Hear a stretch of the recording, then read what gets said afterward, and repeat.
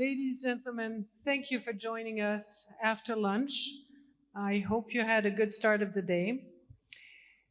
Our session right now is what success factors for joining the world's leaders in semiconductors?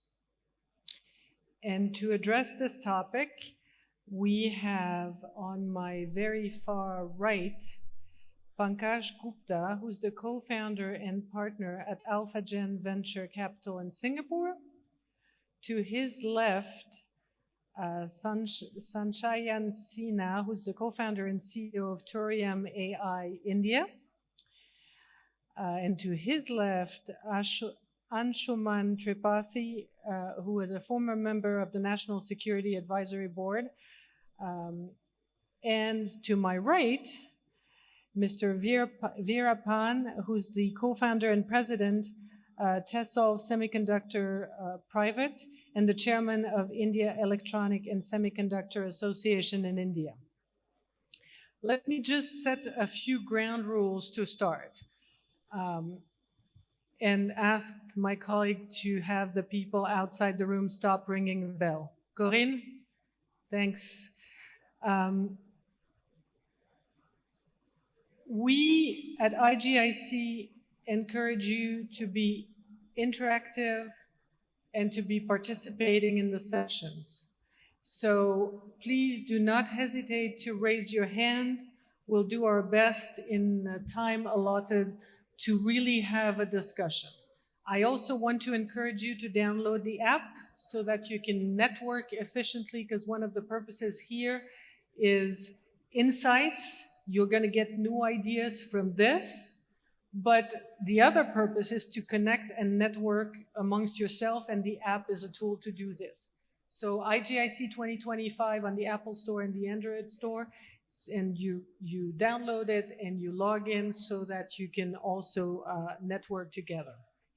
So semiconductors. While India is already a significant player in the field, it is more focused on the fabless and stronger in the fabless, which would be the design part, but it is lagging in the chip manufacturing. In that respect, a milestone will be achieved when the first Made-in-India Semiconductor chip will be ready for mass production by the end of 2025. There are several venture capital projects with foreign companies that are also in the process of implementation, which will accelerate the momentum for the expansion of all segments of the value chain for chips productions in India. We're going to try to touch upon quite a few topics, starting with the macro view, and then dive a little bit deeper, hopefully talk about the skills aspect, hopefully talk about the infrastructure and the supply chain aspect, and the opportunities in the field for people like you in the room who are founders and entrepreneurs, and to see a little bit what part of this amazing opportunity India can grab. To start our discussion, I want to turn to both Anshuman and Mr. Veerapan and start with a macro view. So Anshuman, what is your assessment of the present government policies and regulatory framework for the semiconductor sector? Is it efficiently implemented? Are there additional elements that are needed to accelerate the development of the sector? Please give us your 4 or 5 minutes of opening remarks. Thank you, Yale. Thank you, IGIC, for having me here. This is my third or fourth time being here. I think in the years that IGIC has also grown in Bangalore and in India, the Indian ecosystem has also grown in semiconductors.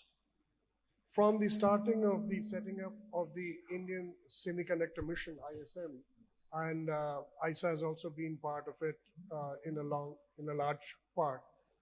We have been able to attract big fabless and big fab ventures. We got Micron, we got Tata's working with the Taiwanese companies. We've got both in making the chip as well as packaging the chip. We've got multiple efforts going on. So now we have reached a stage where the Honorable Prime Minister and the Honorable Minister of Electronics have said that we are close to seeing a completely Indian-made commercial-grade chip.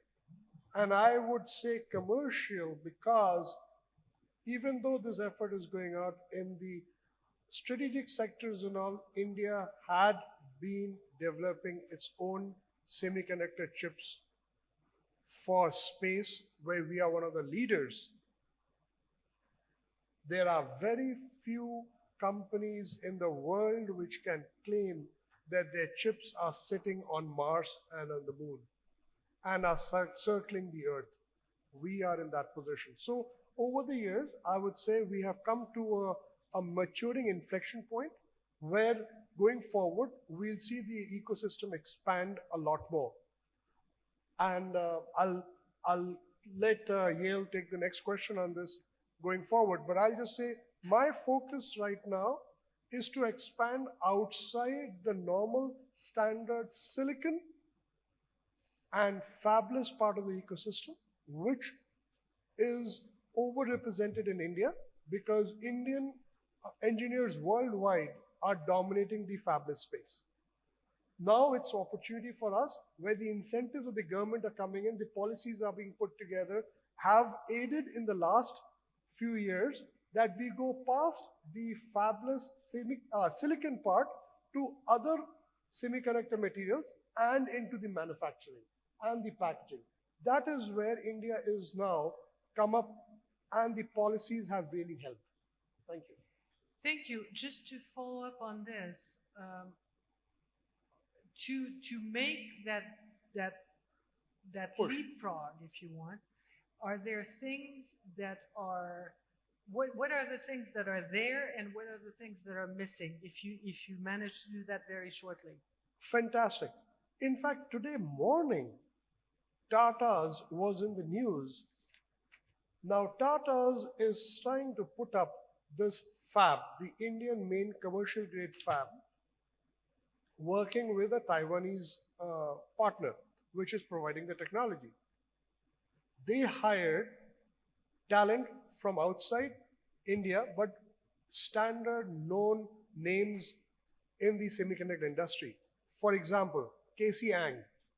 The fab operations are right now being handled at Tata's by Casey Ang. And today in the news, Tata said they are right now on a buying spree to buy a fab or a packaging place in Malaysia for two reasons: expand their IP portfolio and acquire technologies for run the operations of their fabs in India. So you are absolutely right.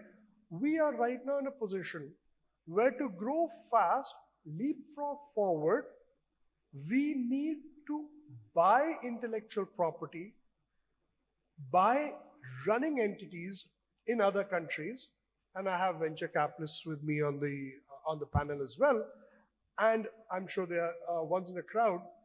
I'm giving this out as an opportunity space where India will grow very fast. We will look at buying technologies either for operation or for expanding our IP portfolio or for expanding our market, the serving market, or to get more penetrated into the supply chain. These four areas, the fastest is to grow and buy companies outside India. Thank you. I want to turn to you, Mr. Veerapan, and I would like you to react to what has been said, agree, disagree, add, and to sketch for us your vision of the industry in the next 3 to 5 years, and again, complement to what has been said already on the opportunities that are there. I think good afternoon. Thanks IGIC for calling us here. I think for the people who are listening, we cannot have a better exciting times in semicon electronics than today. This is what I simply say. I can give you some good numbers for all of you. One is basically the consumption of electronics, I mean semiconductor today. Semiconductor, you all know, right? It is the chips. We call the integrated circuits. That's called the semiconductors, right? Our consumption is about $30 billion Indian consumption as of today. So it is expected to go to 100 billion by 2030. Means threefold increase in the next 5 years on the consumption of semiconductors. Then electronics, today the consumption is about 150 billion US dollars, which is going to be 500 billion US dollars by 2030. I think you need 5 years, the consumption of both semicon and electronics will be almost tripled. This is one number for all of you. Why I'm again telling is that where are we on this whole thing, right? The 30 billion of semiconductor, do we make a chip today in India? It's active. Highlight those numbers again, because those are big numbers. So let's Okay. make an imprint on that. So basically the semiconductor consumption as of today is $30 billion US dollars in India, which is going to be 100 billion US dollars by 2030. This is one number on the semiconductor. Electronics consumption today is about $150 billion, which is going to be $500 billion by 2030. These two numbers. One more thing what we have done recently, I think Prime Minister talking about Vikas Bharat 2047, that is 100 years India's independence. I think that number is really interesting. See, today India's GDP is about 4.3, 4.4 trillion. We are the world's third largest economy and so on. Now, by 2047, if you all believe, almost the India electronics consumption will be equivalent to today's GDP. That's the number which is coming to be. It will be almost 4 trillion will be the electronics and semicon consumption by India in the year 2047. 22 years from now, we will be almost equivalent to the today's India's GDP. That's huge number. Why? Why it's happening? All of us know why it's happening. You all know we started something called Digital India in 2014. You all know, right? Make in India. The Digital India came in 2014. 10 years now, 11 years now. Where are we? You all know, right? You all know UPI, the digital transaction which we do. Currently we do, it's among us, huge number. We do almost 380 million transactions a day. That means that all of us use means GPay, PhonePe, XYZ. All is being done at 380 million a day. If you think we sleep for 3, 4, 5, 6 hours. So almost every hour we are using 2 crores of transactions. It is not the numbers. That means that we have the infra to do it. It's huge, right? So you all need, right? Now you go to all the toll, the FASTags are all like, we do 30 million FASTag transaction a day, 30 million. That means that many cars are moving in the toll. So the numbers, if you hear, with the last 10 years, we have grown really well.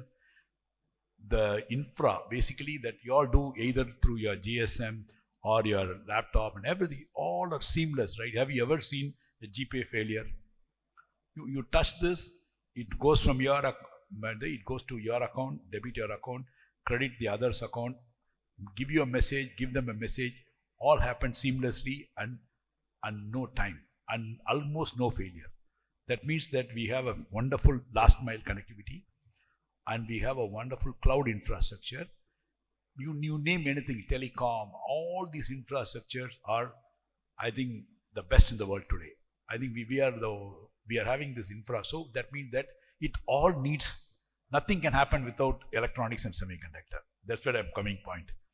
You cannot do any of these things without chip and the cloud, whatever that. It's all finally coming into electronics and semiconductor. So that's the reason that this has grown up a lot. That's one number which I want to tell you on the digitization. Then the cost of data. So now earlier, it used to be morely voice. Now you all know, right? We are into WhatsApp, we are into digital, all these are happening in data. So the cost of data used to be like around 230 rupees in 2014 per GB is looking at around 30 rupees today. That means the cost has come down of a data almost 10 to 12 folds today, and it's going to further come down. So I think people are now, we can afford to pay for data. The cost of data has come down. The transaction have increased. This has resulted in a huge market. So now fantastic opportunity for anybody, the investors or anybody who is coming to India. We have a huge market. That's number one. That's huge market is number one. The second is particularly on the semiconductor. To touch upon Mr. Tripathi's point, I want to tell you that where are we as a country in India? Out of this $30 billion semiconductor consumption, do we make a chip? Any of you like your Intel or AMDs or Texas Instruments or Qualcomm. As of today, as a country, we don't make a single chip. All are imported. We as a country, we consume everything only by imports. So that is one number. We don't make one simple commercial wafer out of the country. That's one number.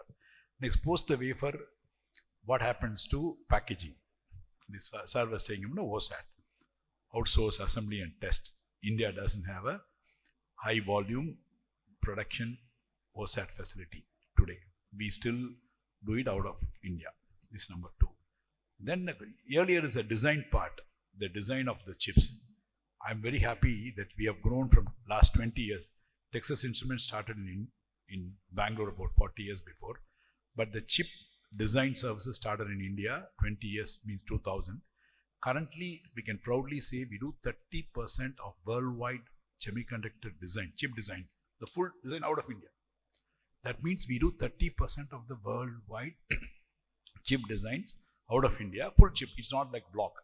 We do entire from scratch to the GDS2, which go to the fab. So that means design as a country, we can proudly say we have grown very well, but we don't do for ourselves. We do for like services.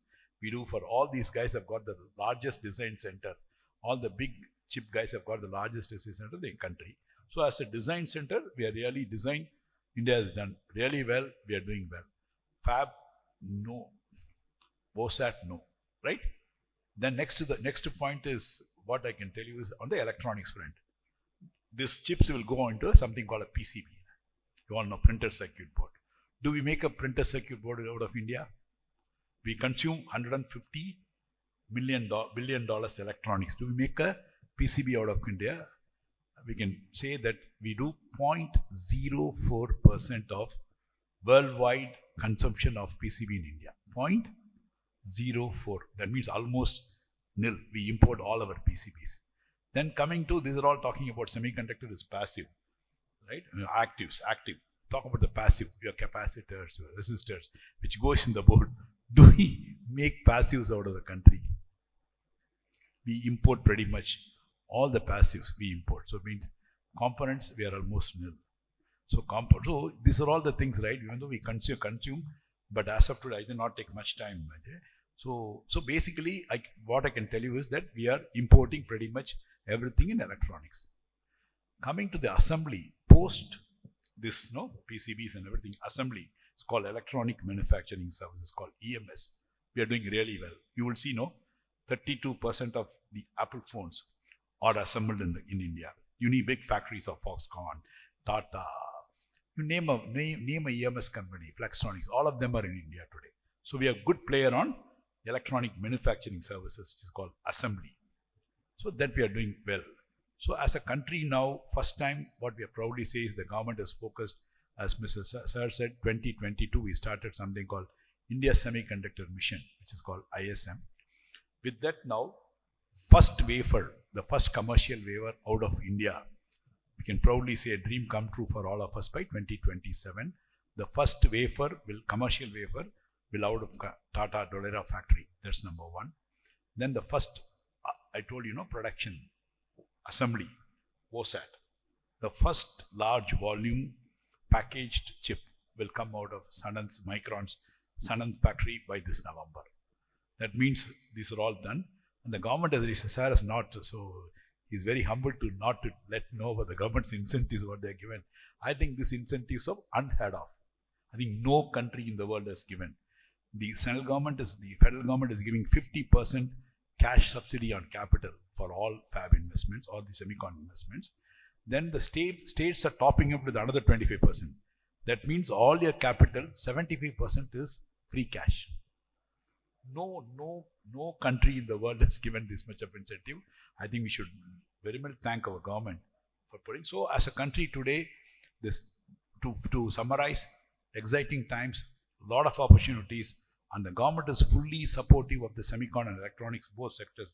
Now new chip policy has come, import policy is better, and we are also having a lot of good things coming in the country. So in summary, I think, I tell you, we are all exciting times. If anybody wants to come India, this is the time on both semicon and electronic sector. Thank you.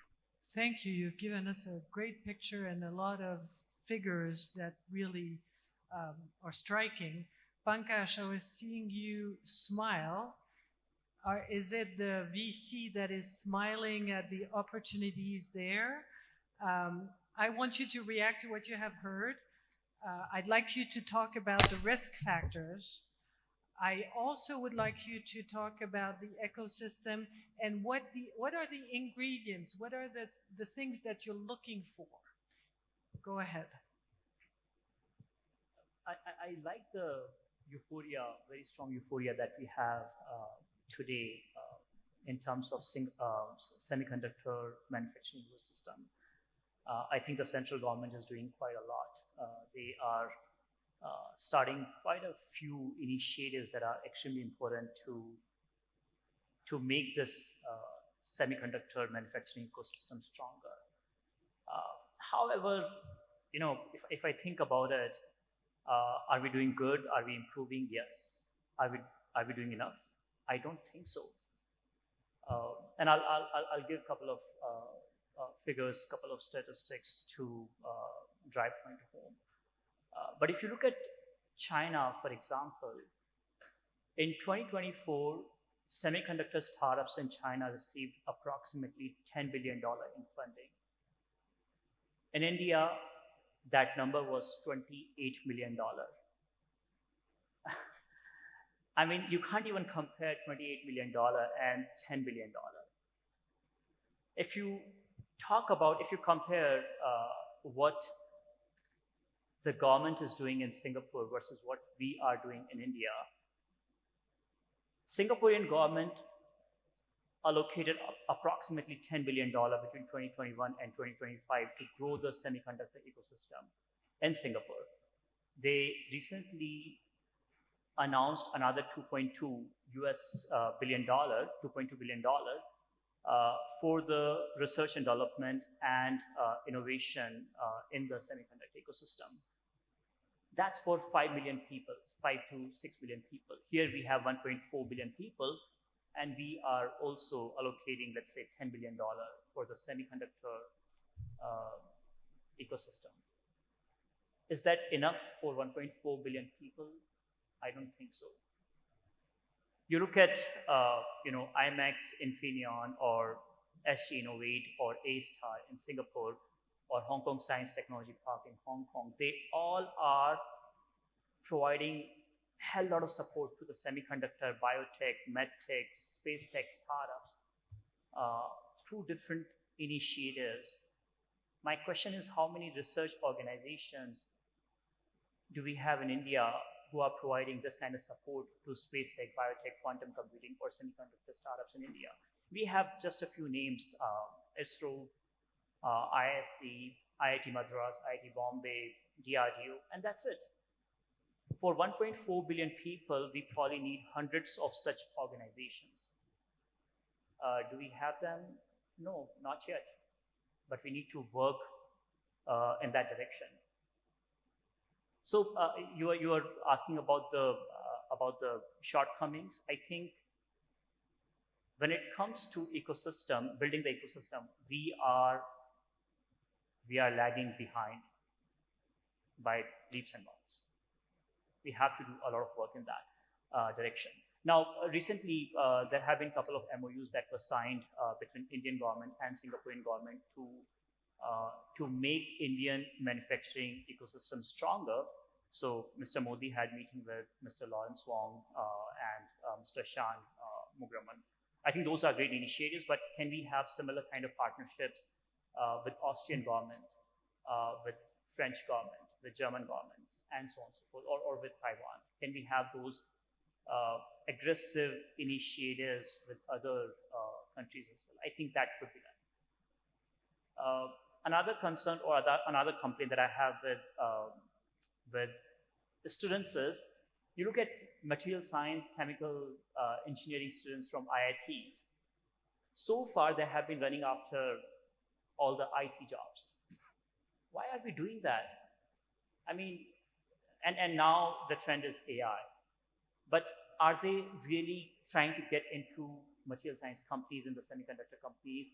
Are they trying to get into space tech companies or biotech companies? Probably no. And I think that's one gap that we need to fix. We need to have anywhere between 500,000 to 1 million skilled people to support all these semiconductor initiatives in the next 6 to 7 years, 6 to 8 years. Do we have those kind of people, those kind of employees, those kind of skilled employees available? Probably no. So we need to do a lot of work in all those directions before we can say that, hey, we are definitely doing really, really great in this semiconductor ecosystem, and we can definitely be proud of ourselves. Talking about the risk assessment that we do while investing in the companies, there are a couple of risk factors that we are looking at. Obviously, founding team, commercialization, funding risk. There could be risk on the scaling, on geopolitics, and so on and so forth, right? When we are looking into startups that come from space tech, biotech, semiconductor, we want to make sure that the founding team is extremely strong. They have very strong background. They may have done 5, 6, 7 years long research in that particular space, or they may come with decades of corporate experience where they have done a lot of research in the corporate ecosystem, or they may have sold to the corporate leaders while being in the corporate life. So that's one way to mitigate the founding team risk when we are evaluating those kind of startups. We definitely want to make sure that these startups are obviously getting funding from the VC ecosystem, but they are also getting enough support from the government bodies, from the state governments, from the federal government, and so on and so forth. If we don't see that kind of support from the government bodies, then we don't feel that comfortable. From the VC and funding ecosystem, I mean, we have been, as a VC ecosystem, we have been chasing 10-minute delivery or low-carb, high-protein ice cream kind of ventures. Nothing wrong with them, but yes, you become extremely popular by chasing those kind of opportunities. But we, as a country, need to support more manufacturing startups, more deep tech, high tech startups, and that's the need of the time. And there are very few VCs who are willing to make those patient investments. They want to show good exits and IRR to their investors in the next 5, 6, 7 years. When you are investing in the semiconductor space or in space tech space, you have to wait for 10, 15, 20 years to really see those kind of IRRs or returns. And if your LPs, if your investors are not willing to wait that much, then you will have to chase the 10-minute delivery startups. So that's another risk. And again, we are maturing quite a lot from that perspective as well. There are quite a few VCs in India, in Singapore, in Hong Kong who are now looking at semiconductor startups with huge interest, and they are willing to wait for 10 to 12, 15 years while making those investments. I won't talk about geopolitics much because it is always changing, thanks to Mr. Trump. I'm sorry. But yeah, commercialization risk, right? So if you don't have strong support from the enterprises, then you can't do much. In India, the concern has been that we did not have enough semiconductor enterprises who could support these startups with research and development or with pilots, with POCs, with implementing their solution on a large scale and so on and so forth. Now things are changing, but probably it will take another 5 years before enterprises, semiconductor enterprises in India and startups can work really, really well and compete against what we have in Singapore or Hong Kong or even Israel, right? And then, once you have achieved product market fit, once you are at 100K, 200K MRR, monthly recurring revenue kind of stage, then it's very important that you are able to scale very, very efficiently, right? And again, that cannot happen without a strong partnership with enterprises and without cross-border expansion support. Thank you. Sorry, go ahead. No, I don't want to stop you, but I want to give a chance to Sanchayan and maybe then continue deeper in those discussions. Sanchayan, and you gave me the perfect opening because we went from macro to the ecosystem. I want to go into the trenches now, and you're in the trenches. Absolutely. Yeah. So give us your reaction to what has been said. Also tell us, how do you see India? I'm not sure yet if it's, from everything I'm hearing, is it staying in the race? Is it trying to take a position in the race? Where are the competitive advantages? Are model velocity and inference domains, for instance, in which India could carve a competitive advantage? Give us your views on that. Sure. Thank you so much. Can you guys hear me? Okay. Yeah, so I'll be focusing my set of conversation basically on AI inference because that's the area I'm most conversant about. And I obviously think that it is not why India should, would, or could. India has to actually have a semi-story for AI inference.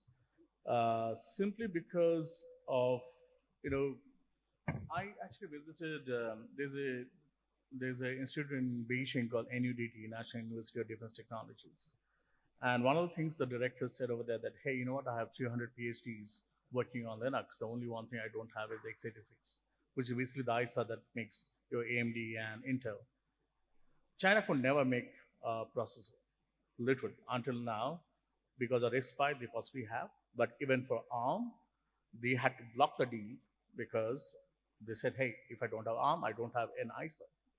So that is how important some of the stuff that we're building today for AI needs to be, because if you think about it, the only thing that would determine your proliferation would be the cost of the hardware. Today, NVIDIA sells $30,000 a chip. If you think about it, right, just to give you a math, how much a compute does India need? Technically, all of you are holding right now are 10 teraflops, your laptop plus your mobile phone plus your watches and stuff, right? That's around 10 teraflops. To service that, you need almost 1 teraflop in the data center to service your 10 teraflops. Think of 1.4 billion people, all of them having 10 teraflops. You need that much amount of compute for current use cases. This is going to blow away when you have AI because AI is hugely compute intensive. And the total amount of data center capacity right now in India today is, I think, around a gigawatts. It's supposed to be 6 gigawatts, but it's way lesser than what you are looking for to even service relatively even 10%, 20% of India. My belief is that India is going to be a net positive user of AI, be it medicines, be it public distribution systems, be it finance, be it education and skill set. All of them will need significant investments. Now, in my part of the story, right, talking with, my VC panelist said, to build an AI inference accelerator, right, the minimum cost is $150 million. That's it. That's the one first chip out of the door is $150 million. No ifs, no buts. For production, right, you can actually multiply that number and you can think about I need to have almost $500 million to $1 billion worth of revenue to justify $150 million worth of investment, right? That's the reason why you see Saudi Arabia today, right? They are spending $1 trillion on actually going ahead and creating the biggest data center in the world with 1 million accelerators. In Saudi Arabia, where the ambient temperature is 46 degrees Celsius. So when data centers are built, ideally you are supposed to build in Ireland because your ambient temperature is so low and you need to have less HVAC. But think about today. They have figured out that this is not in the next oil, this is also very strategic. The unbridled power of AI, nobody can draw the boundary as to what it cannot do at this point in time, right? And that is something, if we lose or even if we don't participate in the race, we cannot claw back in time and we cannot get back the time which has passed. So the next 10 years, yes, you are looking at model velocity is going to about 1,000 models a day, right? People will go ahead and optimize models from foundational models all the way down to everything that you do would have a separate model, maybe multiple models will come up and you can choose between one versus the other based on your applications. That's the future. And that future needs compute. And that compute needs to be very cheap and have very high TCO or very low TCO for all of us to go ahead and access that. And that is a solution which US will not provide. China is already doing their own stuff, as you can see with DeepSeek. When DeepSeek R2 is coming up in the next 1 week, people are really afraid about it. All right? That's the situation of the industry today. A few points on, the semiconductor ecosystem in India. I have been a part of Indian ecosystem, working at TI, working at Cadence, working at Cypress Semiconductors. What you hear is very right. Yes, we have tons of engineers who can do front-end, back-end verification. A chip design is not limited to that, especially in terms of big chips. When you're talking about 350-watt chip or 400-watt chip or a 750-watt chip, the reliability, packaging, all that stuff is a humongous portion of it, right? That skill set simply doesn't exist in India. Also, today, the chip is not a piece of hardware. A software is a very integral part of it and a large portion of it. In fact, to be honest with you, most chip companies fail because they don't get the software story right, not because the chip was not right, simply because they did not think about software in the first place. And it takes around 2 years to get the chip in-house. So your software starts, your day zero is after 2 years of the chip being, architected, right? That's the problem. India does not have great compiler guys. To be honest with you, there's only one team I found on the ISC which does great compiler stuff. That's only one. You don't have great optimizations on software protocol layers in terms of communication layers, and these are deep down, not the application layer. There's like billion people on the application side, billion people on the front and back end design. Nothing on reliability, nothing on packaging, nothing on compilers. And that's the reason why we based our company, which is Bay Area and Bangalore, because there's no other way to build this. There's no other way. I'll stop here. Thank you. I knew you were going to do that, so give me 1 second to explain something. So I want to have questions from the audience, and I was going to turn to you for you to react while they think about their questions. So go ahead and you get ready. So, any questions there? No. You go first. Okay. So, what my good co-panelist just talked about is an excellent situation, but I'll tell you the easiest solution that the Chinese found. The easiest solution that they found was to make cheaper pin-to-pin copies of Western chips. I'll give you a very simple solution, a very relevant and pertinent solution.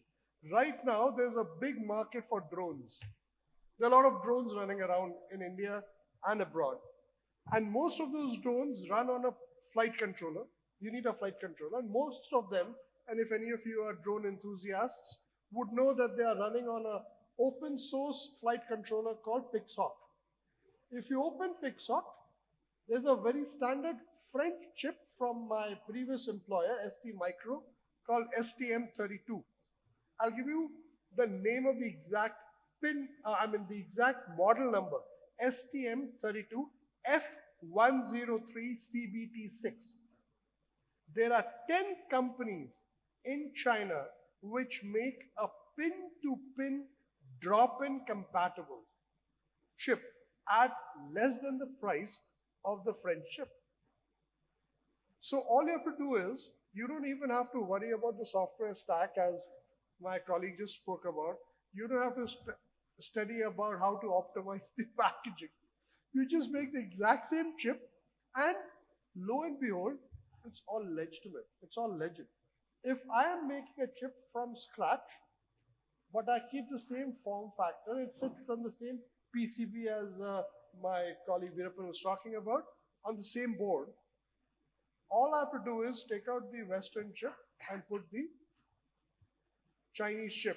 And the price of my product goes down by a sizable percentage, because in many of these electronic equipments, the main chip is the main price of the product. So you can get the price down. So if you go on Amazon and look at the price of Pixoc, you'll find two variants. One for 15,000 or 20,000 rupees and one for 5,000. I will not go into what is the difference. You can speculate or extrapolate.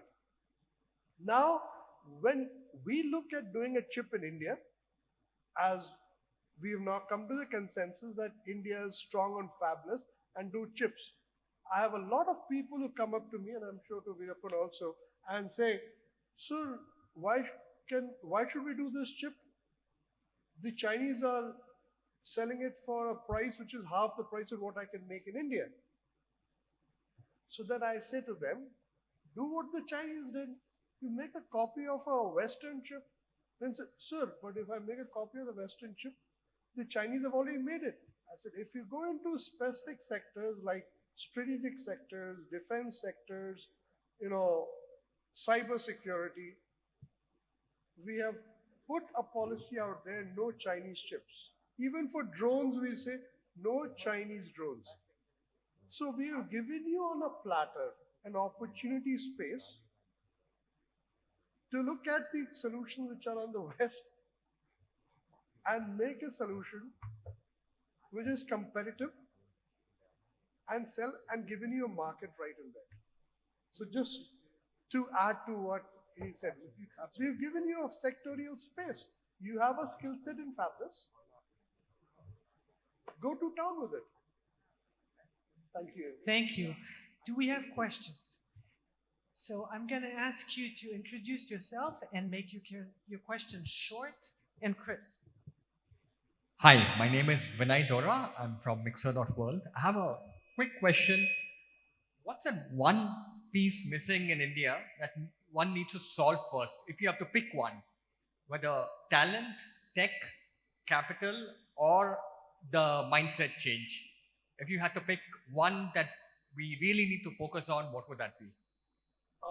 Is it a multiple choice only out of those 5 options that are given? He said pick one, so the most important one. I would say right now it's the global mindset, global Indian mindset, because we have capital which is not channelized, we have tech which is not aligned, policies we have tried our level best to get the everybody to work together, and so it's a matter of time to execute upon it. So mindset to bring it all together. Mindset. Is there a dissenting opinion on the panel? No? You're all mindset? I would say research and development capabilities that can produce hundreds of PhDs to build the technology, to bring the innovation.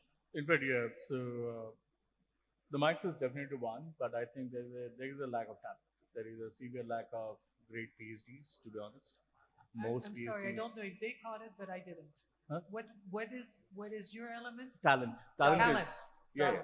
It's we need possibly maybe 100x more PhDs at this point in time in this country, and the country cannot survive not having that kind of brain power which is being generated over here, and the top talent just being in MIT or Stanford or Harvard doing that. We just cannot have it. I mean, the question is why our engineers from IITs and ITs, BITS are going to US, UK, Germany, Australia, Singapore for PhDs.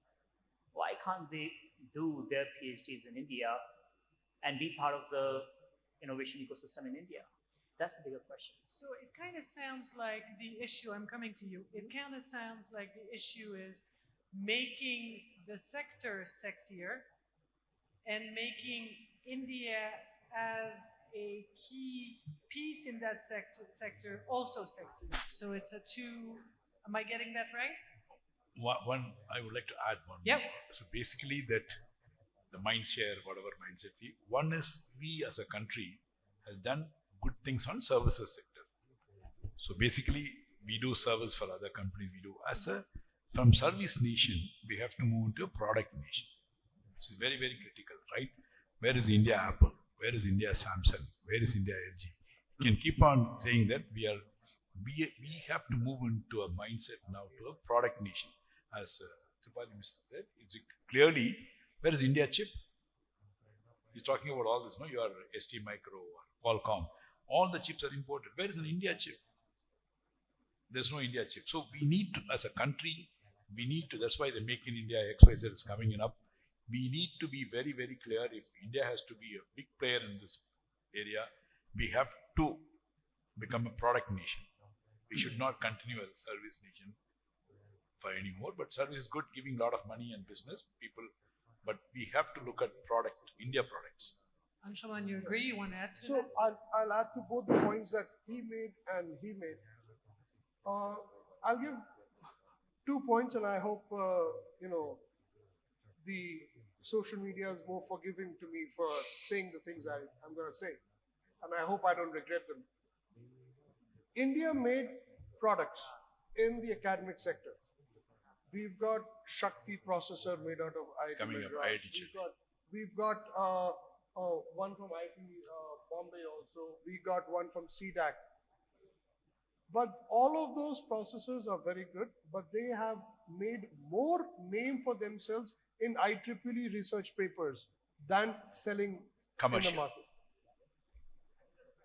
And if I look from a research and academic community to be giving me a product, then I'm having a wrong expectation. I'm asking a cook to do carpentry. Because the purpose of research is to do research. The business of business is business. So if we have to be able to make products, we have to go the Chinese route, as I just said, STM32F103CBT6. There are 10 companies in China which are making enough to stay viable, pay their salaries, and still stay in business for the next financial year. While STM32 is still selling and its stock price is going up. So there is enough for everybody to eat. We have to focus on the right product side, as you said. But if we start expecting that product to come out of academia, then academia has to be reoriented, realigned. And one fundamental area which I want to talk about, I know there were some people from Symbiosis and other academic institutions in the crowd. Every engineering institute which wants to create entrepreneurs and job creators should start teaching sales. I have gone through academic engineering schools in India, and I've studied in the US also, and I've come back, so I've gone the full circle. Sales is very important. For any startup to succeed, it has to do sales. If it is not doing sales, it's a research project. So I don't want a project to come out and say, sir, we've got 15 research papers. But if I make a copy of a European chip, I can make a research paper out of it because the research has already been done. But I can make dollars out of it by selling. So that is where we still need to differentiate. Thank you. Do we have other questions? Sir, introduce yourself, make it crisp. I'm Christopher from Hyperpower. My question to the panel is, we have an announcement about fabs which are coming up in Gujarat and also the pipeline of fab which is coming up in Mysore. Can you give us more details about the fab which is going to come up, a roadmap for next 5 India? The kind of fabs that are coming up. So we've got fabs in the silicon sector which are coming up, which will be making chips in India. And we will have, and for full gamut from 180 or 90 nanometer product node right up to say 65, 30 and 28. So the end game is to go towards 28. We see that as a sweet spot. And anything below than that is where a lot of strategic sector activities and geopolitical pressures start to come in. This is the area in silicon. On gallium side also, there are some fabs which are coming up. I think CG Power is working on one of those fabs. And there's packaging sector is also growing. We've got Tatas and many others, and Micron also doing packaging in India. So every sector is growing. But one area where we are not putting in the right effort is we are not playing to India's home court advantage. That is where, if you are looking at new opportunities, is where you should look. I'll give a very simple example I have been giving for the past 3-4 years. Neon. There is no fab in the world which can function without neon.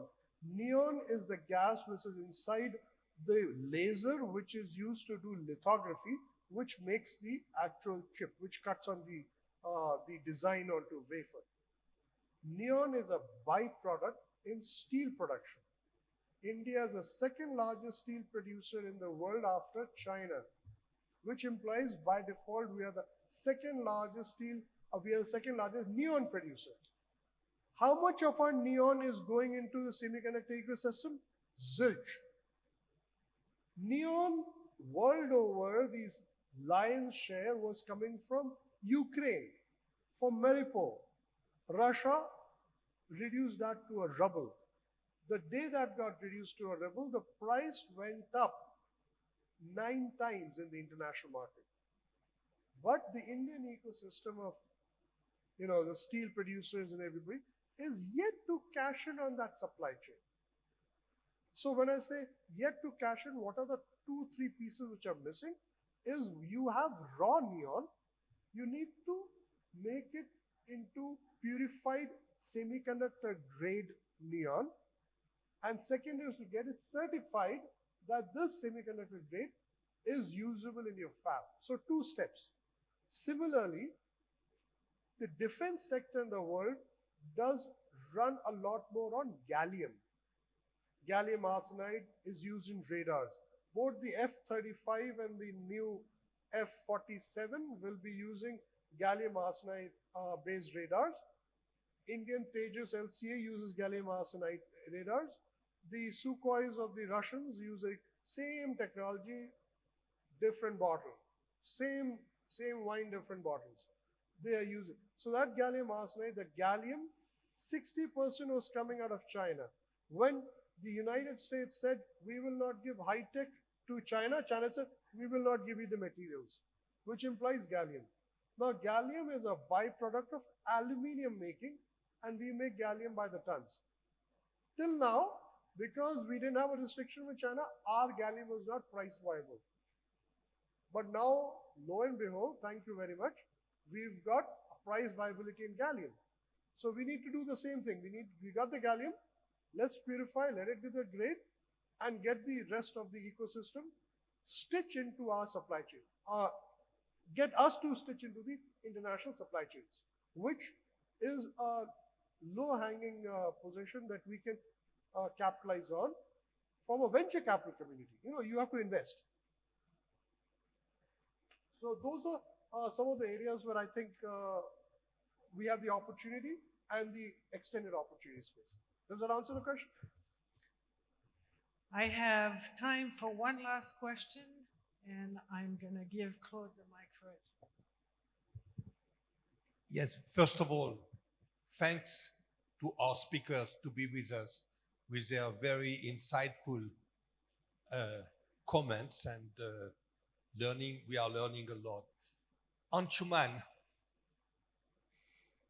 I would like to make one comment because I remember 2 years ago, I was flabbergasted to hear from you what you said just now about neon, but you also mentioned sulfuric acid.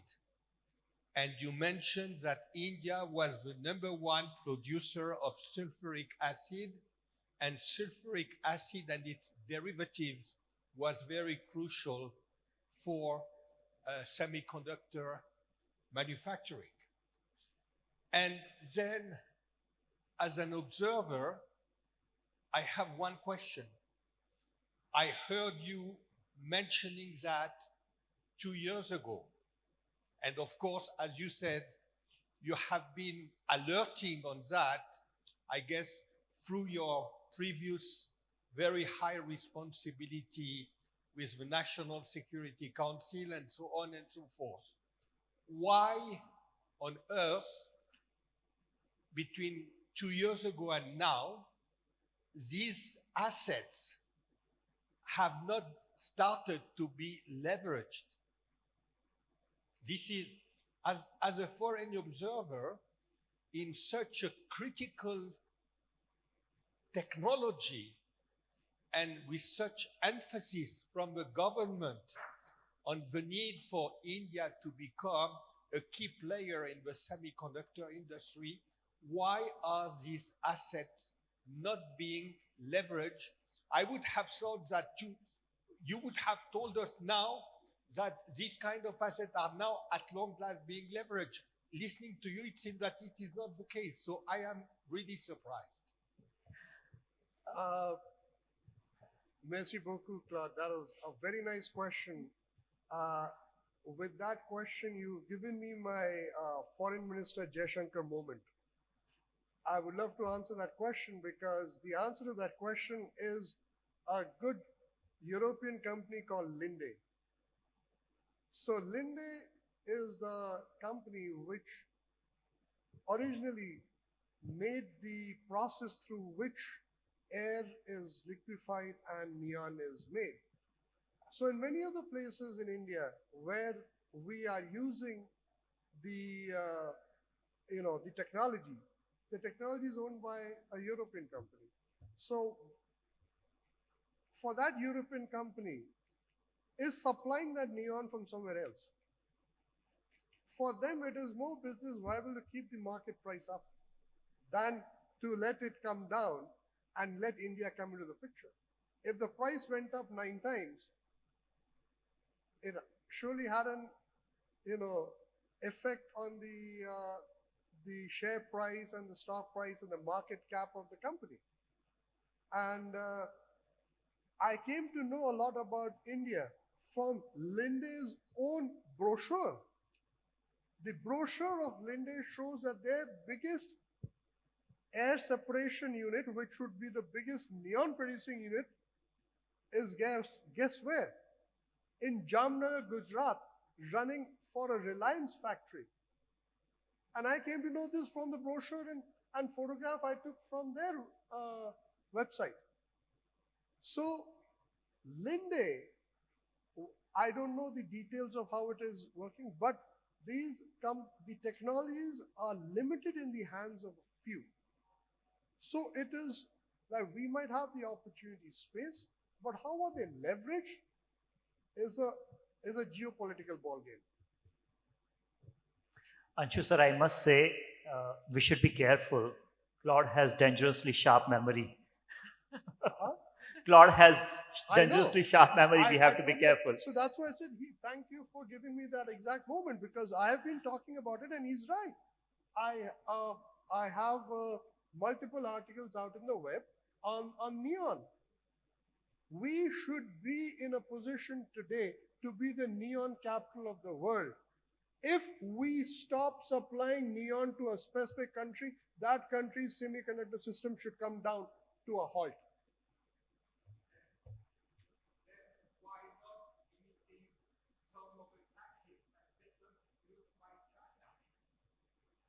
For those who didn't hear, we don't imitating China. First of all, we are a democratic country. And that's why I said, thank you for giving me my Jaishankar moment. Because I love to look at this position Firstly and secondly, these are processes which need time to develop. We were not in the neon ecosystem.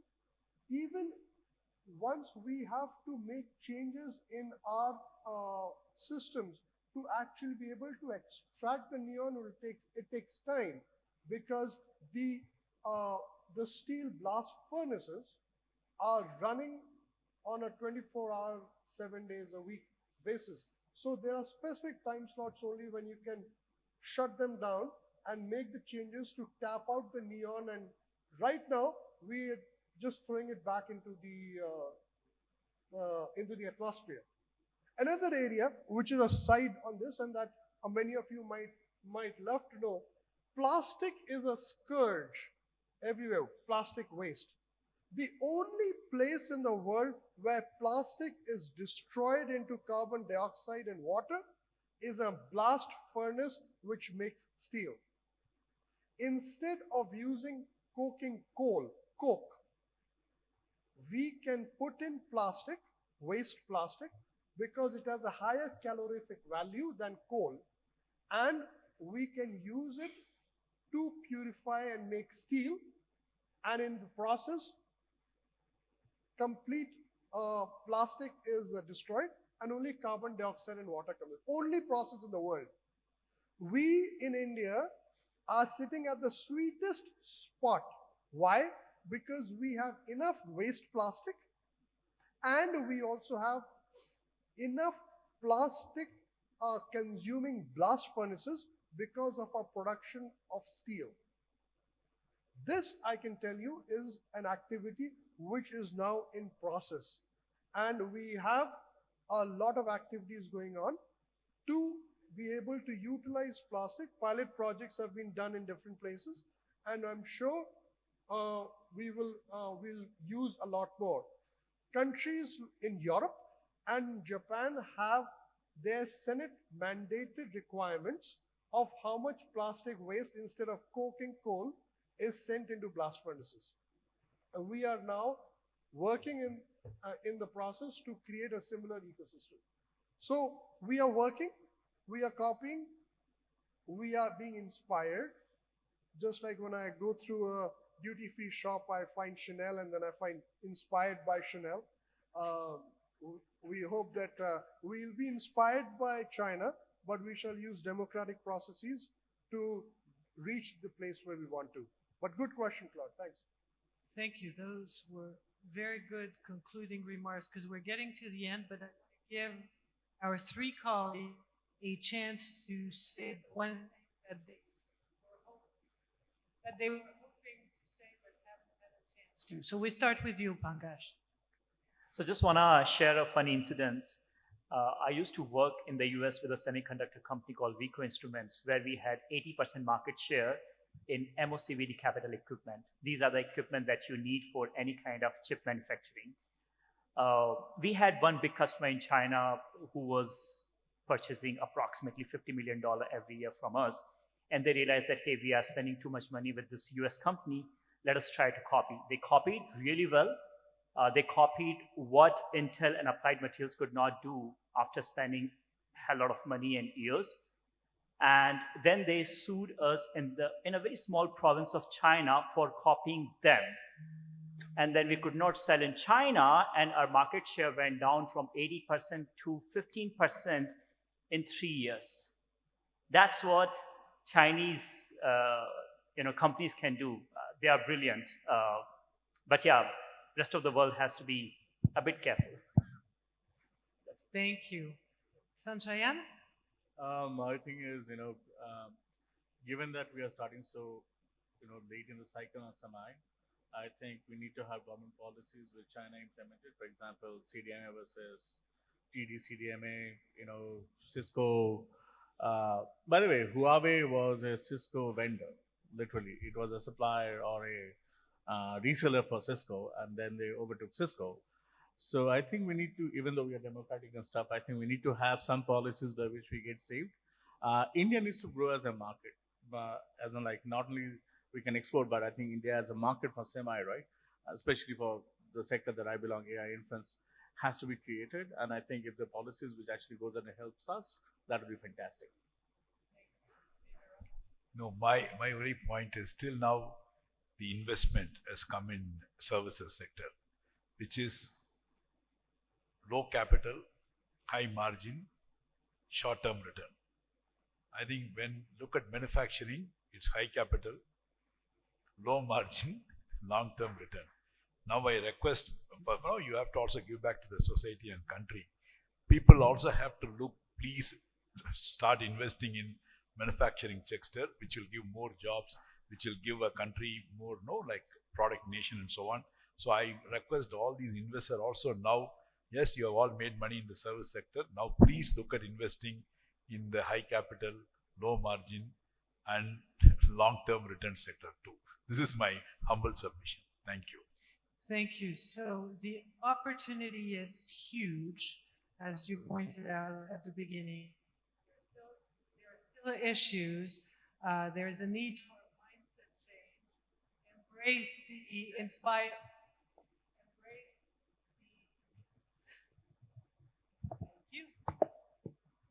Embrace the inspired by Chanel thing. So imitation is okay. Just pick the right niche, and the niches are actually offered in a silver platter. So open your eyes, basically. Skills issue that we need to work on. The ecosystem issue that we need to work on. The resource allocation issue. The leveraging the resources as gallium, as sulfuric acid that are here and that are a huge competitive advantage. This is by far not giving justice to a very rich discussion, but please do so in your applause for this fantastic panel. Thank you so very much. I'm not hearing you well. Can you do it again? Thank you. Oh, I have also to tell you, we're taking a 5-minute break, and in this room, we're going to do the leveraging the impact of customer-centric technology. We'll start at 3. In Ballroom 1, we'll do the changing paradigm of the go-to-market process, and we'll do an aerospace workshop in Converge. We'll see you in 5 minutes.